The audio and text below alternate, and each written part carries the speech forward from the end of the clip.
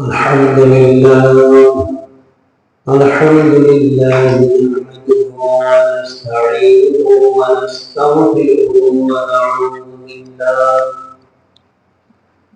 ونعوذ بالله من شرور أنفسنا ومن سيئات أعمالنا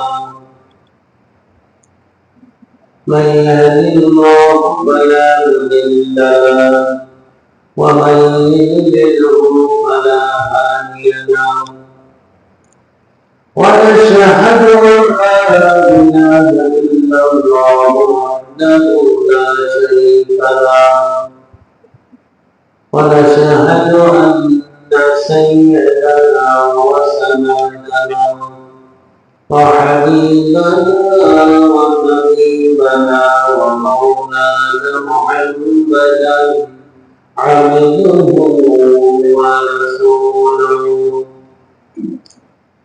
الذي أرسله بالحق بشيرا ونذيرا وداعيا إلى الله بإذنه وسراجا منيرا فقد قال الله تعالى في كلامه المجيد والقرآن الحميد أعوذ بالله من الشيطان الرجيم بسم الله الرحمن الرحيم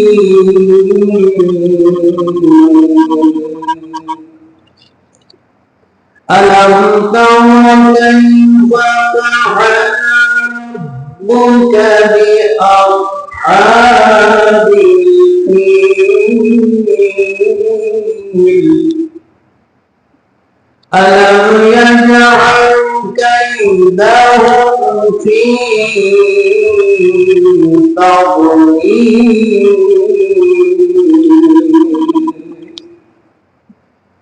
وأرسل عليهم طيرا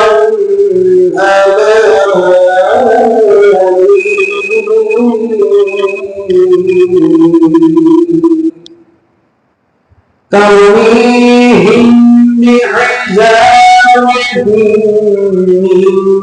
من سجيل فجعلهم كعصف مأكول صدق الله العظيم.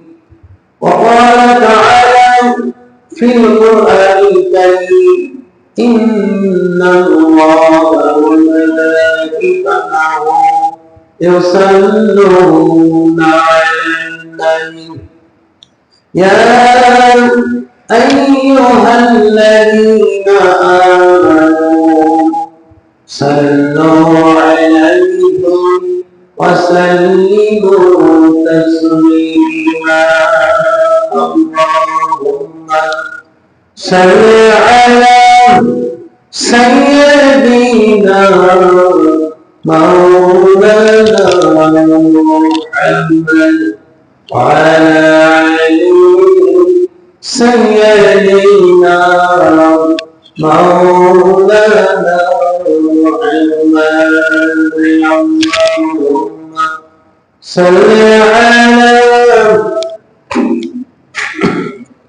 مولانا محمد وعلى آله سيدنا مولانا محمد بكرني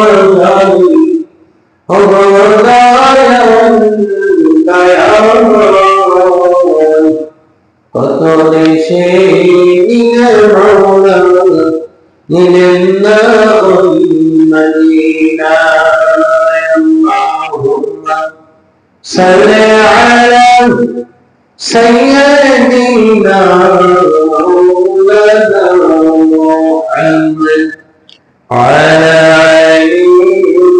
سيدنا مولانا محمد وعلى بكماله فشفت بجماله حسنة جميع خصاله صلوا عليه وآله لا إله إلا الله لا إله إلا الله لا إله إلا الله لا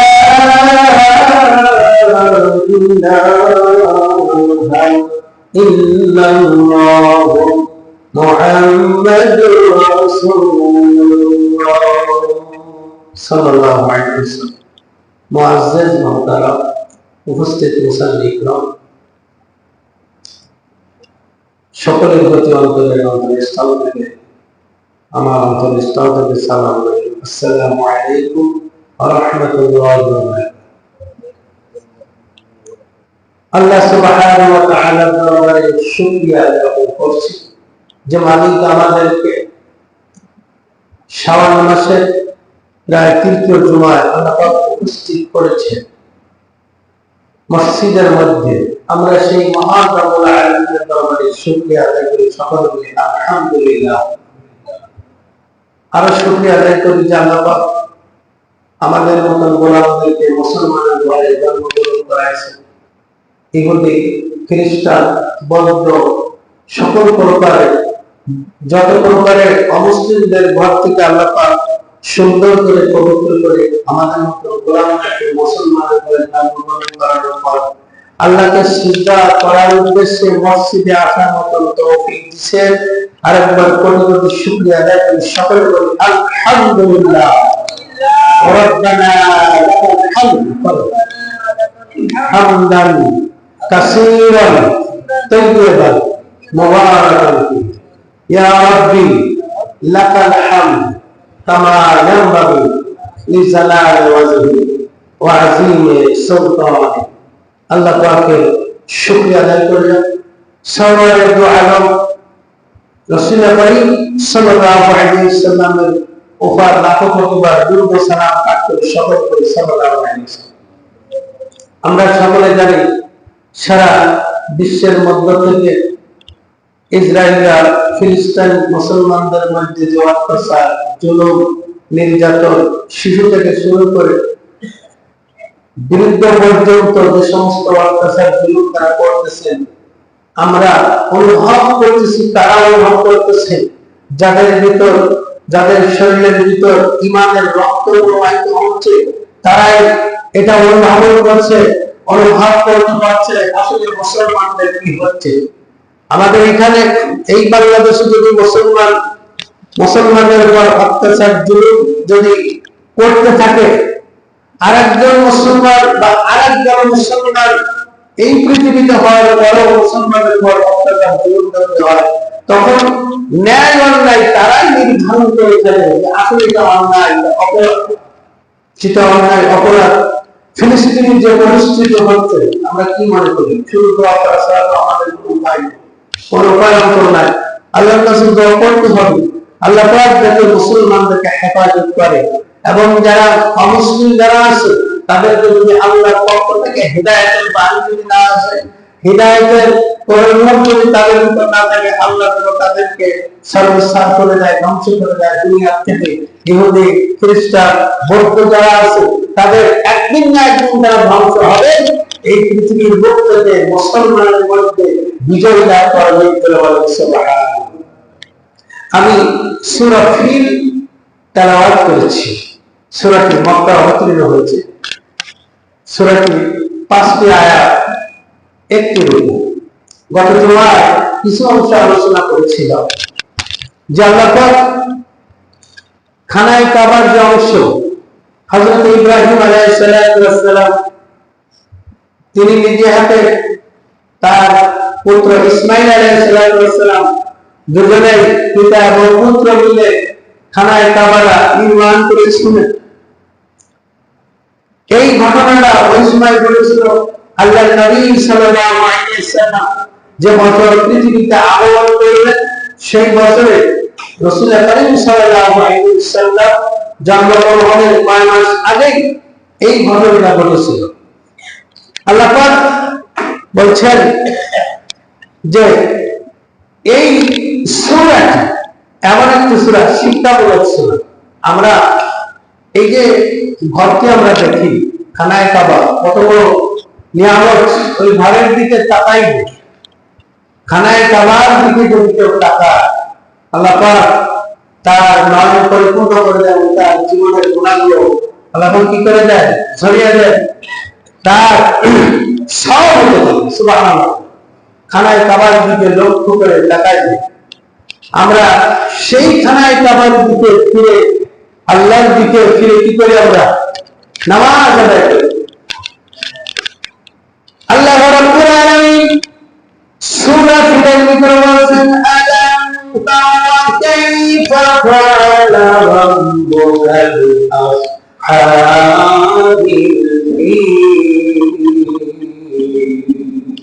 আল্লাহু আকবার। আল্লাহ পাক বলেছেন, আপনি কি দেখেননি যে তোমার রব হস্তি বাহিনীদের সহিত, হস্তি অধিপতিদের সহিত কিরূপ পরিণত করেছিলেন, ব্যবহার করেছিলেন? আপনি কি এটা দেখেন নাই? রাসূল করিম সাল্লাল্লাহু আলাইহি ওয়াসাল্লাম পৃথিবীতে যখন আগমন করবেন, তার কিছুদিন পূর্বে খানায় কাবার দিয়ে রাসূলের বিদায় শুরু করেছেন। সুবহানাল্লাহ। আমি যে ঘটনা বলছিলাম, বাদশা আবরাহা তিনি চিন্তা করলো বাদশা নাজ্জাশীর জন্য একটা গির্জা তৈরি করবো। আমি গতবার আলোচনা ওখান থেকে শেষ করেছিলাম যে গির্জায় যে মক্কাবাসীদের মধ্য থেকে তারা সহ্য করতে না পারে, কি সহ্য করতে না পারে, বাদশা আবরাহা চিন্তা করলো সকল লোকগুলো কাবা শরীফে যে একেবারে হজ করে, সেটা ওখানে হবে না, সেটা এখানেই হবে। আমি যে গির্জা তৈরি করছি খুব উঁচু গির্জা, যেটা দেখতে গেলে সেটা হচ্ছে টুপি খুলিয়া খুলিয়া যাইবে এমন একটা গির্জা তৈরি করেছিল।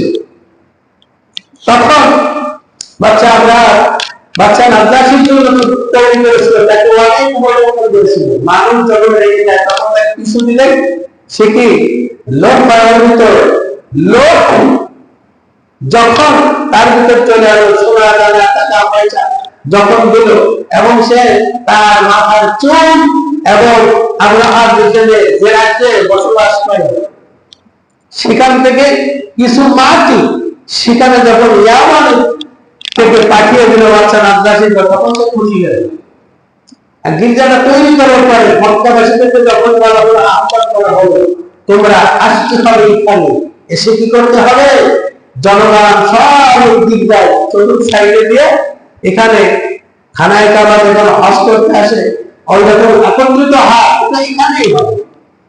মক্কাবাসীরা খুব আগান্বিত হয়ে গেল।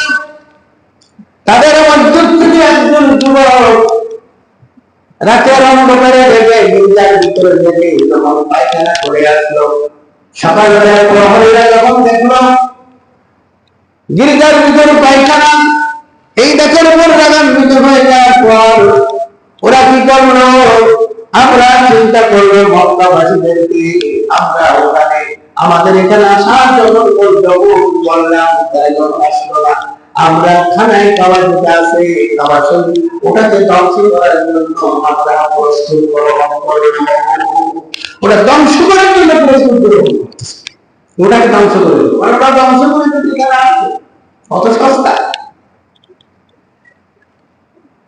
এখন সে যখন এই করলো, কুরাইশরা এবারে পরামর্শ করলো কি করে করবে। কিছুদিন পর কুরাইশদের মধ্য থেকে কিছু জওয়ান যারা ছিলেন হযরত ঈসা আলাইহিস সালাম ওই ধর্মের অনুসারী ছিল, তখন তারা চিন্তা করলো এটাকে যখন নষ্ট করার জন্য তারা পদক্ষেপ গ্রহণ করছে, মক্কার কিছু যুবক রাত্রে বেলা আসেন, এমনকি রাগান্বিত হয়ে গেল। রাত্রিবেলা আসে হঠাৎ করে দুই গির্জার ভিতর আগুন ধরিয়ে দিল। যখন গির্জায় আগুন ধরিয়ে দিল, গির্জাতে যখন বলতেছিল, ওই সময় মুহূর্তের ভিতর আল্লাহ রাব্বুল আলামিন বাতাস অনুমতি দিল, বাতাস প্রবাহিত হয়ে গেল। প্রবাহিত হওয়ার সঙ্গে সঙ্গে গির্জাটা সব কিছুই পড়ে শেষ হয়ে গেল। শেষ যখন হয়ে গেল, বাচ্চা আমরা চিন্তা করলাম আর এখানে যাওয়া ধ্বংস না করে করা যাবে না। তিনি যখন নিজেই যখন ধ্বংস করার জন্য যখন তিনি চেষ্টা শুরু করে দিল, সৈন্যবাহিনীকে ডাকলো। ডাকার পরে মক্কাদের মধ্য থেকে যখন জমায়ে বলেছিলাম, তাদের মধ্য থেকে একজন শুনকরার জন্য একজন মাতুব্বার এবং সরদার, মক্কাদের মধ্যে যে সরদার আছে তাদেরকে খবর পাঠিয়ে দেওয়ার পরে তাদের মধ্য থেকে আব্দুল মুত্তালিব তিনি যখন বাচ্চা আবরার যখন তাকে নিয়ে গেল, যাওয়ার পরে হঠাৎ করে অনেক ঘটনা আছে, সংক্ষেপে বলে দিচ্ছি। যাওয়ার পরে তিনি যখন বললেন, বাচ্চা আবরার কাছে জিজ্ঞাসা করতেছে যে আমাকে ডেকে পাঠাচ্ছেন, বলে হ্যাঁ। বলে কি জন্য? বাচ্চা আমি আসছি আপনার কাছে, আমার যে 200 উট আপনার সৈনিকরা নিয়ে এসেছে এবং আরো অনেক কম নিয়ে এসেছে, আমার 200 উট ফেরত দিতে হবে। এই কথা, আপনি এই কথার জন্য আমি আপনাকে এখানে খবর দিয়ে এনেছি? বলছে আর কি কথা? বলছে আপনার বাপ দাদার যে ধর্ম কথাটা ওটা কি মনে নেই? এর পূর্বে একটু কথা বলতে হয়। বাদশাহ নাজ্জাশী আর একটা জালেম ছিল, হযরত ঈসা আলাইহিস সালাতু ওয়াস সালাম এর ধর্মের অনুসারী ছিল 20,000 মুসলমান ছিল। এই 20,000 মুসলমানদেরকে বাদশাহ নাজ্জাশী একবার একসঙ্গে তাদেরকে শহীদ করেছিল। আল্লাহু আকবার। শহীদ করে দিল। শহীদ করে দেওয়ার পর একজন লোককে কিনা দেশে বাঁচিয়ে রাখলেন। তার নাম ছিল দাউদ বিন সালাবানকে। তার নাম দাউদ বিন সালাবান তার নাম ছিল। সে আবিসিনিয়া বাদশার কাছে চলে গেল। অনেক ঘটনা, ওই দিকে আমি যাবো না, একজনকে বাঁচিয়ে রাখবো। এখন যে কথা বলতেছিলাম, আব্দুল মুত্তালিবকে জিজ্ঞাসা যখন করছে, মুত্তালিব বলতেছে কি জন্য? মানে এই যে ঘরটি, ওই ঘরটি ধ্বংস করতে চায় আপনার অভিমতকে। ওটা তো আমার ঘর না, ওটা তো আমার ঘর না, ওটা যার ঘর সেই ব্যবহার করতে হবে। আমি আছি 200 উটের মালিক, আমার 200 উট ফেরত দিবে। একথা যখন বললাম, বলার পরে আব্দুল মুত্তালিবের চেহারার দিকে যে ব্যক্তি তাকাইতো, ওই ব্যক্তির সঙ্গে সঙ্গে আব্দুল মুত্তালিবের প্রতি আকৃষ্ট হয়ে গেল। বাচ্চা আব্রাহা তাই হয়ে গেল। উনি যখন আব্দুল মুত্তালিব থেকে গেলেন, সিংহাসন থেকে উঠে দাঁড়ালেন। উঠে বসে তিনি যখন নিচে বসার পর কথা শেষ করলেন, আব্দুল মুত্তালিব যা কিছু বলতেন অবাক দৃষ্টিতে তিনি চেয়ে আছেন এবং তার কথাগুলো সব শুনতেছেন। শোনার পরে ইয়ামানের বাদশা আবরার তিনি যখন এই চিন্তা করলো যে আমরা মক্কা শরীফকে ধ্বংস করতে চাই, আমার গির্জা তারা পুড়িয়ে দিয়েছে, আগুন দিয়ে পুড়িয়ে দিল এবং গির্জার ভিতর পায়খানা করে শেষ করে দিল। আমি বন্ধ খরচ করলাম। এমনিতেই বলে নাই, যখন মুসলমানের মনের উপরে কষ্ট পায় তখন তারা সহ্য করতে পারে না, কারণ তখন তারা নারায়ণ জান অবলম্বন দিয়ে জিহাদের ময়দানে ঝাঁপিয়ে পড়ে বলে সুবহানাল্লাহ। মুসলমানরা তখন কিন্তু সহ্য করতে পারে। আপনার বাবাকে যদি আপনার সামনে কেউ অপমান অপদস্থ করে, কিছু না কিছু হলে আপনি একটা কথা বলবেন, আমার বাবাকে ভাবে কথা বলবে না, কখনো বলবে না, এটা স্বাভাবিক। এবং একজন মুসলমান আর একজন মুসলমানকে যদি কষ্ট দেয়, যেমন ফিলিস্তিনে যে পরিস্থিতি হচ্ছে, বলে যারা নামাজি ব্যক্তি, যারা কোরআন তেলাওয়াত ব্যক্তি, যারা সিজদা করে, যারা আল্লাহকে ভালোবাসে, যারা রাসূলকে ভালোবাসে, এই লোকগুলো স্থির থাকতে পারে না যে ওই শিশু, ওই বৃদ্ধ, ওই মহিলা যারা আছে, যারা আছে তাদেরকে কষ্ট দিচ্ছে, এরা পশ্চিম কালেও এই কষ্টকে সহ্য করতে পারে না, চোখে শুধু পানি চলে আসে। এইভাবে আব্দুল মুত্তালিব এই কথা বলে চলে গেল। আব্দুল মুত্তালিব সংক্ষেপে বলছে কিছু নির্দিষ্ট লোকদেরকে নিয়ে রাত্রিবেলায় আব্দুল মুত্তালিব বলল, শোনো মক্কাবাসীরা, শোনো, ও আমার কওমের লোকেরা, শোনো, এই খানায় কাবার ধ্বংস করে যাচ্ছে, আবরাহার পরিস্থিতি গ্রহণ করছে, ধ্বংস করে দেবে। আব্দুল মুত্তালিব তিনি বললেন, আমাদের কোনো ইচ্ছা নাই, যুদ্ধ করার কোনো ইচ্ছা নাই, আচ্ছা আমরা যুদ্ধ করতে হবে না, আমাদের যুদ্ধ করার কোনো ইচ্ছা নাই, আমাদের লোক নাই, আমাদের অস্ত্রপাতি নাই, আমাদের সৈন্য সামর্থ্য নাই, আমাদের ইচ্ছাও নাই, যুদ্ধ কিছুই করবো না, আমরা কিছুই করবো না। বাচ্চা আমরা চিন্তা করলাম যুদ্ধ করবে না, মক্কা শরীফ যখন ধ্বংস করতে যাব, যাওয়ার পর তোমরা যদি মক্কাবাসীরা কোরআন বংশের লোকেরা যদি বাধা দেয়, তখন তাদেরকে আমরা কিন্তু ছেড়ে দেব না, তাদেরকে ছেড়ে দেব না। ধরেন এই কারোর বাড়িতে কেউ যদি হামলা করতে যায়, যাচ্ছে লোককে ধরার জন্য, আক্রমণ করার জন্য, এখন বাড়িতে যদি হামলা করে, তার সম্পদের প্রতি যদি হামলা করে, তাহলে অন্য লোকের সেটা মেনে দেবে না। তুমি আসামে আছে ধরে নিয়ে যাও, কিন্তু কারোর বাড়িতে, কারোর সম্পদের করে, কারণ এই যে গচ্ছিত যে সম্পদ, গৃহপালিত পশু যা আছে, অবলা নারীদের পরে অত্যাচার জুলুম তুমি করতে পারো না, যে আসাম তাকে ধরে নেবে। এটা যখন আব্দুল মুত্তালিব কিছু লোকজনকে নিয়ে রাত্রিবেলায় তিনি যখন খানায় কাবার কড়া বসেন, দরজার কড়া বলে খানায় কাবার অংশ হারাম শরীফ, এরকম ভাবে খানায় কাবার চতুর শ্রেণীর ওরে খানায় কাবার মালিকরা এতদিন পর্যন্ত তত্ত্বাবধান ছিলাম, আজ শুধু তত্ত্বাবধান থাকতে পারলাম না, খানায় কাবার মালিক ও রব্বুল আলামিন পরওয়ারদিগার, আমাদের কোনো শক্তি নাই, আমাদের জনবল নাই, আমাদের লোকজন নাই, কিছুই নাই, আমরা কিছু করতে পারবো না। এই বলে সমস্ত লোকজন যখন চোখের পানি ফেলে দিয়ে তখন কেঁদে ফেলল। তাফসীরের মধ্যে লাগে সকলের চোখ দিয়ে পানি পড়ে, জমিনে যখন পানি পড়ে, ওরে খায় কাবার মালিক সকালবেলায় সূর্য উদয়ের পূর্বেই খানায় কাবার মালিক দেখতে চায় এই ঘরকে যারা ধ্বংস করতে আসবে তাদেরকে কেমন করে ধ্বংস করবে। খানায় কাবার মালিক তোমার কাছে এই দায়িত্ব অর্পণ করে দিলাম। আল্লাহু আকবার। খানায় কাবার মালিক তোমার কাছে এই বলে না, ওই রাত্রিবেলা ওই খানায় কাবার ধ্বংস করে কাদার পরে তারা সব চলে গেল। এদিকে আব্রাহা বাদশা চিন্তা করলো, তার একটি হাতি ছিল, সে হাতিটির নাম ছিল মাহমুদ। কি ছিল? মাহমুদ না, বিশাল হাতি, কত বড় হাতি দেখেন।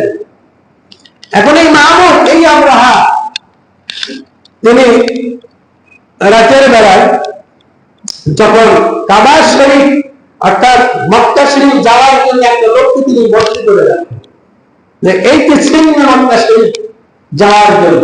এখন লোকটা কি যখন বন্দী করে রাখলো, তখন চিন্তা করলো যে এই লোকটাকে নিয়ে আমরা শুরু করে দেবো, সকালবেলায় তারা যাবে। সংক্ষেপে বলছে সকালবেলায় যখন যাবে, এখন এই যে হাতির নাম মাহমুদ, বিশাল বড় মাপের হাতি, এখন এই হাতি খুব সাজসজ্জা করতেছে বাচ্চা আব্রাহা। এখন শুনিয়ার সঙ্গে আরো এরকম বিরাট বড় হাতি 12টি থেকে অনেকগুলো হাতি এরকম ভাবে সাজসজ্জা করতেছে। কি জন্য করতেছে?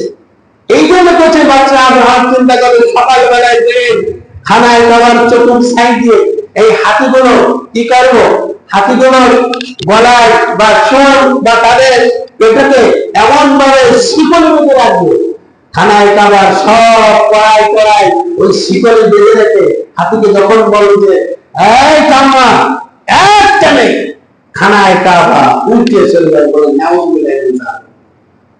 তাদের উদ্দেশ্য ছিল খারাপ, আর যাদের উদ্দেশ্য খারাপ হয় আল্লাহ তাদের আশা করেন সফলতা করে না, তার মনের ভিতর তো শয়তানি খসলাত কিছু পড়ে গেছে।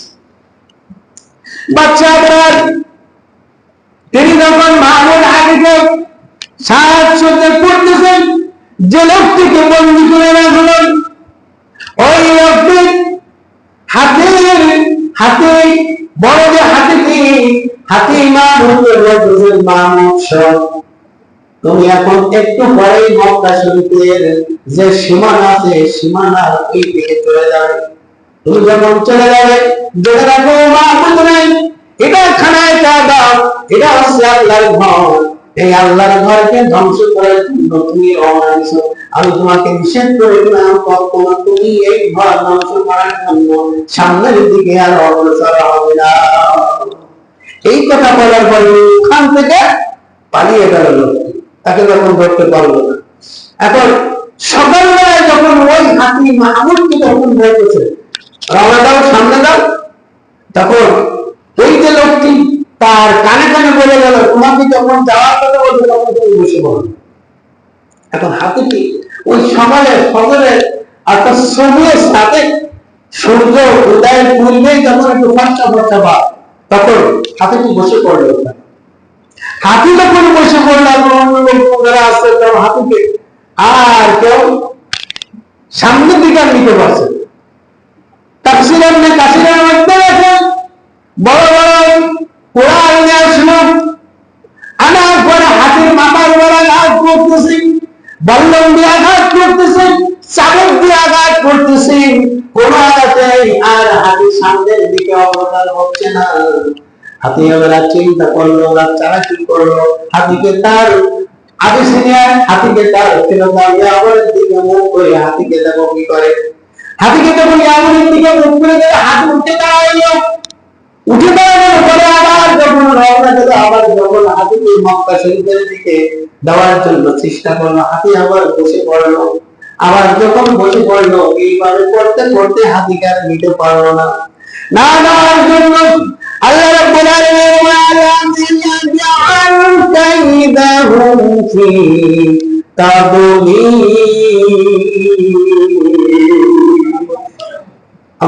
তিনি কি তাদের চক্রান্ত ব্যর্থ করে দেননি? তারা যে মনে মনে চক্রান্ত করেছিল এটাকে ব্যর্থ করে দিয়েছিল। কি করে দিয়েছিলেন কথা বলেন? ব্যর্থ করে দিয়েছিল। ব্যর্থ কি জন্য করেছিল? আমরা মনে করি এই যে ঘরটি আছে, এই ঘরটি যাইটাই ব্যাপার নেই, ঘরটি এখানে সিজদা দিয়ে আপনি যে প্রার্থনা করবেন ওটা যদি সঠিক হয়, আপনি আর কন্যার দিকে বলবেন যে না এটা তোমার ঘর, এই ঘরকে স্পর্শ করে বললাম আল্লাহ আমি যে সমস্যায় পড়েছি, আমি মুসিবতে পড়েছি, আমি বিপদে পড়েছি, আল্লাহ তুমি তো রহমান, তুমি তো রহিম, এই ঘরটির দিকে তাকায়, এটা তো তোমার খানায় আমার একটা অংশ, আল্লাহ তুমি আমার এই মনের আশাটা আল্লাহ তুমি পূর্ণ করে দাও। সুবহানাল্লাহ। আল্লাহ আমাদের বান্দারে ওই খবর রাত্রিবেলায় খবরের কথা দুনিয়ার কোনো প্রেসিডেন্টকে জানে না, দুনিয়ার কোন প্রেসিডেন্ট জানবে, কোন এমপি মন্ত্রী জানবে না, দুনিয়ার জানবে কেউ জানবে না। ও বান্দারে তুই যখন মুসিবতে পড়ে গেছিস, আমি মাওলা আযমের মালিক, আমি সারা তোর প্রার্থনা কেউ জানে না। সুবহানাল্লাহ। বন্ধুরা আমার এইভাবে আল্লাহ পাক তারা যে চক্রান্ত করেছিল, বাচ্চা আমরা চিন্তা করলো একবার হাতে দিয়ে সব পেলে খানায় কাবা উল্টে চলে গেল। আর যদি খানায় কাবা যদি উল্টে চলে গেল, মক্কার কুরাইশ বংশের যদি বাধা দেওয়ার জন্য চেষ্টা করে তাদেরকে সব খতম করে দেব। আব্দুল মুত্তালিবকে বলেছিল, আব্দুল মুত্তালিব তুমি যে সর্দার, মক্কাবাসীদের যে সর্দার, তুমি তোমাকে বলে গেলাম তোমাদের খানায় কাবা ধ্বংস করে দেবে। আব্দুল মুত্তালিব চোখের পাল্টাল পানিতে পড়েছিল, ওটা আমি ওর কোনো জামিনদার না, ওর যার ঘর সেই রক্ষা করবে, আমার কোনো কিছু যায় আসে না, আমার যে উদ্যোগ জানিয়ে দাও। এই কথা বলার পরে চলে আসে চোখ দিয়ে শুরু করে দাও করে পানি করে। তুমি তো রহমান, তুমি তো পরওয়ার জায়গায় তুমি তো মারানি, এত পরিমাণ অপদস্থ কথা করে বলতেছে আল্লাহ, এর ফয়সালা তোমার কাছে দিয়ে দিলাম, সূর্য উদয়ের পূর্বে আল্লাহ তুমি এর ফয়সালা করে দিও। আল্লাহ রাব্বুল আলামিন বলেন, ওয়া আরসালা আলাইহিম তাইরান আবাবিল। আল্লাহু আকবার। আল্লাহ পাক বলেন, ওই সমুদ্রের মধ্যে থেকে এক ঝাঁক পাখি উঠল, যে পাখিদের ছোট ছোট একটা মুসুরের দানার মতো পাখিদের নাম করল। তাফসীরের ভিতরে লাগে মুসুরের দানা যেমন ডাল দেখছেন, মুসুরের দানা যেমন ওই রকম ভাবে ছোট একদম দুই বার দুটো এই একটা পাখি তিনটে নাম করেছিল। আর এই পাখিদের যে পা গুলো ছিল, পায়ের যে নরম ছিল, ওটা কিতাবের ভিতর লাগে, ওটা কুকুরের ভিতর তাদের হামলা ছিল। পাখিদের মাথা গুলো ছিল যন্ত্র, কেমন যেন সমুদ্রের মধ্যে থেকে একটা যন্ত্র উঠলো। হঠাৎ করে এক ঝাঁক কালো পাখি আকাশের মধ্যে ঘুর করে যায়, আর তারা একসঙ্গে যখন আওয়াজ করে খানায় কাবা ধ্বংস করার জন্য বাচ্চা আমরা যে হাতিগুলো ছিল, ঘোড়া ছিল, সৈন্য ছিল, সামন্ত ছিল, সব কিছু লাইন দিয়ে যখন ছিল, যত সময় পর্যন্ত তাদের মস্তকের উপর, তাদের পিঠের উপর না পাখিগুলো বসেছিল, কিভাবে ভিতরে লাগলো পাখিগুলো ওড়ে আনি এক একটা করে মৌসুমীর দানার উপর ফেলে দেয়। কিতাবের ভিতরে সঙ্গে সঙ্গে এই মাথার পরে যখন পরে পিছন দিক দিয়ে নারীগুলি সব কিছু পড়ে যায়, শুধু তাই না সঙ্গে সঙ্গে দ্বিখণ্ডিত হয়ে যায়। সুবহানাল্লাহ। ওয়া আরসালা আলাইহিম তাইরান আবাবিল। আল্লাহু আকবার। আল্লাহ পাক এক ঝাঁক পাখি লাগিয়ে দিলেন তাদের বিরুদ্ধে মোকাবেলা করার জন্য। কে বলেছিল? খানায় কাবা করাতে কে বলেছিল? মক্কাবাসীদের যুবকরা বলেছিল, তাদের ভিতরে লিডার ছিল, তাদেরকে নিয়ে গেছিল আব্দুল মুত্তালিব, চলো আমার সঙ্গে, কোন ভালো কাজে যদি জাতি হয় এখান থেকে কিছু লোক বাছাই হয় না, আপনি চলেন, আপনি চলেন, আপনি চলেন, এইভাবে বাছাই হয়ে 10 জন লোক যদি কারোর কাছে কিছু চাওয়ার জন্য যেতে হয়, মসজিদের পক্ষে বা মানুষের পক্ষে বা একজন মানুষের পক্ষে যদি কিছু চাইতে হয়, কিছু লোক নিয়ে যেতে হয়। যাওয়ার পরে ওরা লোকজনের দিকে তাকায় আর চিন্তা করে, তাই এসছে শুধু আব্দুল মুত্তালিব এখন কয়েক যুগ নিয়ে যখন কেটেছিল, আর এই দায়িত্ব যখন আল্লাহ দিল, আল্লাহ বলেন আব্দুল মুত্তালিব ছোট মানুষেরা লাগবে না, এর জিম্মাদারি দায়িত্ব আমি নিজেই রব নিয়ে নিলাম। সুবহানাল্লাহ। ওয়া আরসালা আলাইহিম তাইরান আবাবিল। তাদের বিরুদ্ধে আল্লাহ রাব্বুল আলামিন যাকে যাকে পক্ষী প্রেরণ করেছিলেন, সুবহানাল্লাহ। ছোট্ট পাখি দেখা যায়, আবাবিল পাখি, ছোট্ট পাখি, কিন্তু তাদের হামলা ছিল পাখি, যে হামলা যেমন বাঘ যেমন হামলা করে কোন মানুষের উপর, কোন পশু পাখির উপর, তখন বাঘের আক্রমণ হুঙ্কার যে যখন যায়, তাদের হামলাটা তেমন ছিল। অনেক লম্বা আলোচনা। আরসালা আলাইহিম তাইরান আবাবিল, এর বর্ণনা আগামী জুমা থেকে বলবো ইনশাআল্লাহ।